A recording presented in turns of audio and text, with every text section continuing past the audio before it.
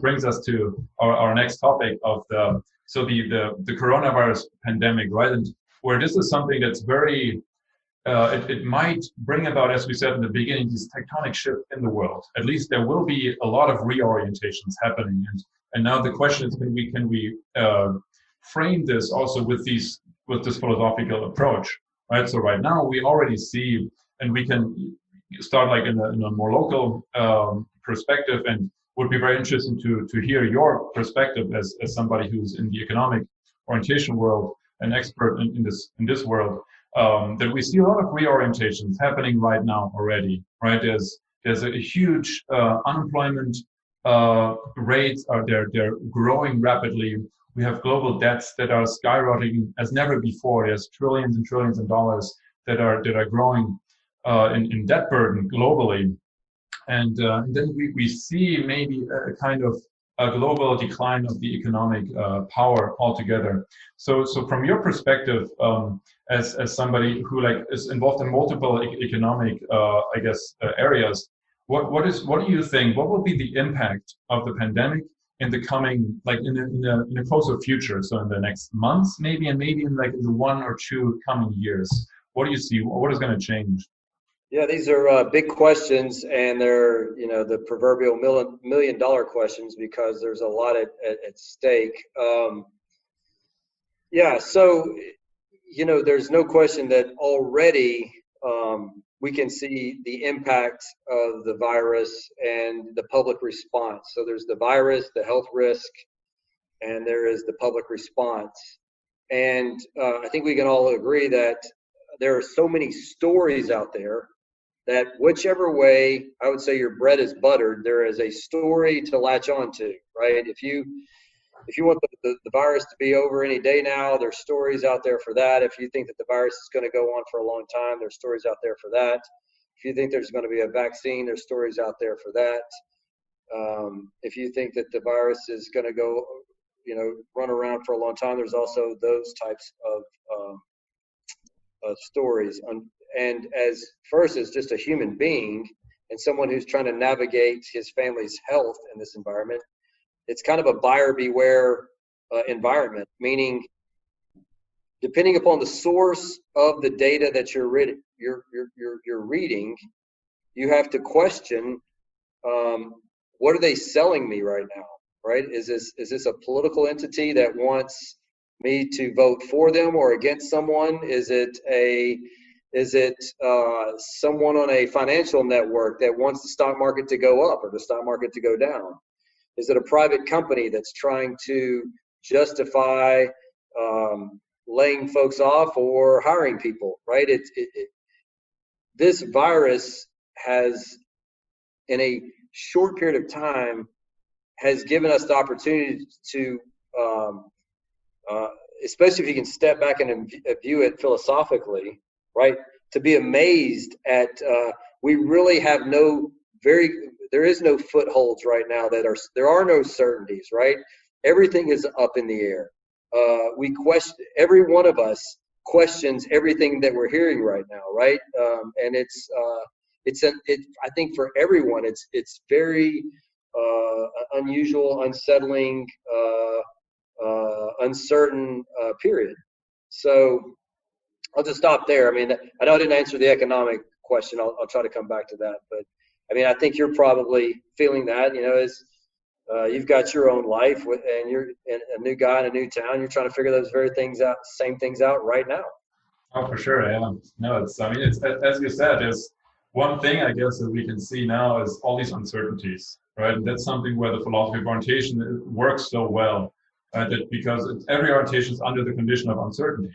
Right, and so all we have are these footholds, and even if you listen to this media, you have those footholds. If you listen to other media, you have other footholds. So and this creates a different reality, right? That you believe in, and yes, you're very right. I mean, our everyday life just has shifted so much, right? And just the way that we, just the way we work, right? I mean, these very basic things. I mean, we already see these shifts to work from home, seeing Zoom calls everywhere. A year ago, we would probably sit in a recording studio now instead. Right.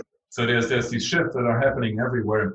And I guess maybe to come back to the economic questions, I mean, you have seen a lot of shifts in your companies you're involved with. So what are the things that you think? So of course, this is like a crisis right now, but Yeah. what is going to survive long term, right? Work from home is like one of these obvious one. Digital technologies. What else do you think is going to change in our everyday life? It's interesting because we start out asking, how big will this be, right? Is this as some people are speculating, is this a world war? As you and I were talking about the four horsemen concept, that you have state collapse, revolution, you have pandemics and wars, right? Yeah. And so three of those are, most of the time, they're regional: war, state collapse, revolution. But you get something that's brought on by nature, and that becomes global. Like, we're all going through this at the same time. There's a rip in the fabric. We don't know how big the rip in the fabric of what is, and it's being debated, right? And I'm wondering right now, in past pandemics, during World War II or World War I, were people also uncertain about where it was going? And when you read some of what the stories of what people were telling each other back then, yeah, it was debated. Like, World War I thought it was going to be over, in a few weeks. The Civil War thought it was going to end, in a battle, right?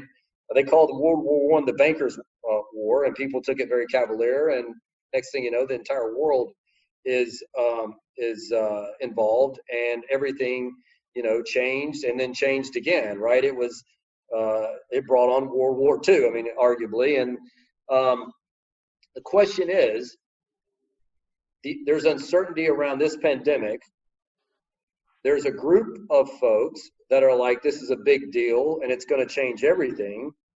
I think there's another group of folks that are like, hey, we're at the end of this, and any day now, right, we're going to be back to normal. And because, as you and I have talked about, for many people, this has just been a news event because it hasn't hit their hometown, and they think it's a lot, it's much ado about nothing.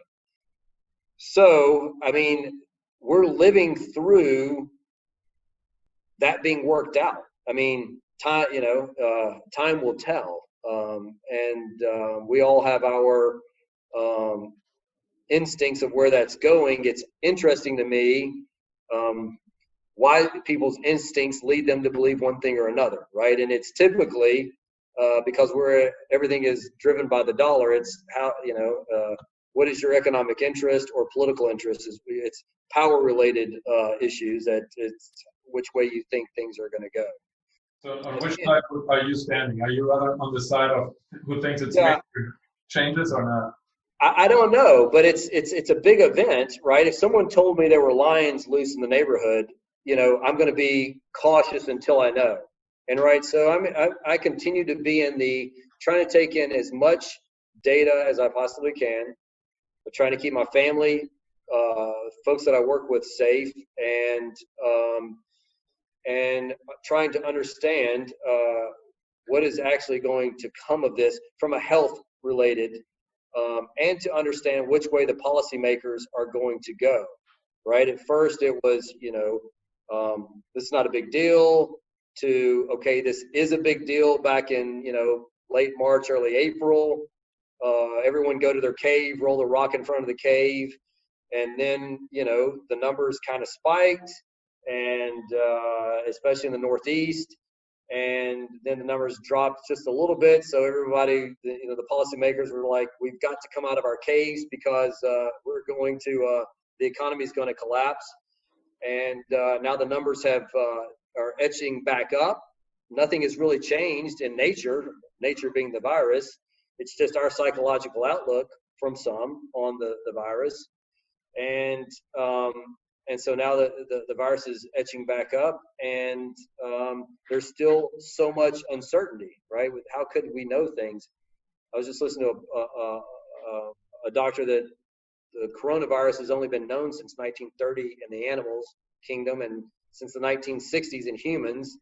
But we do know that since 2003, there's been 5 new coronaviruses that have come out, right?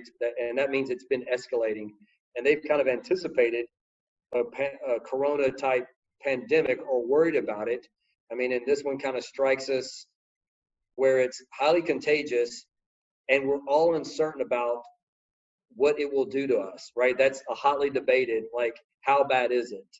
And when you're not sure of like how bad it is, and you've got, one TV channel telling you one thing and another thing, we as humans are going to be like, I don't know, right? But I do know that I'm going broke. I'm not me, but I mean us as a country. I've lost my job. Those things we do know, and so that kind of like there's lots of mass uncertainty. There's a disorientation that continues to go on that we are going to have to figure out, right? And it's not so easy because it's political, it's social, it cuts to our philosophy of who we are, especially in America. Like, wear a mask. I'm not wearing a mask. I'm going to live free or die, right? I mean, so this is a very deceptive. Nature is very deceptive and it's very ruthless, and I would say this virus hits right at the heart of both of those. I don't mean those as value statements, deceptive and ruthless. I mean, like, a lion doesn't just come straight at you, right? It's very sneaky, but it wants to get what it wants, and so are viruses. So this one is especially so. So I'm trying to figure it out just like everybody else, and I'm trying to use some of the language games through orientation to try to, help me think through where I am in this. And right now, like a lot of people, I continue to be disoriented, looking for new footholds every day.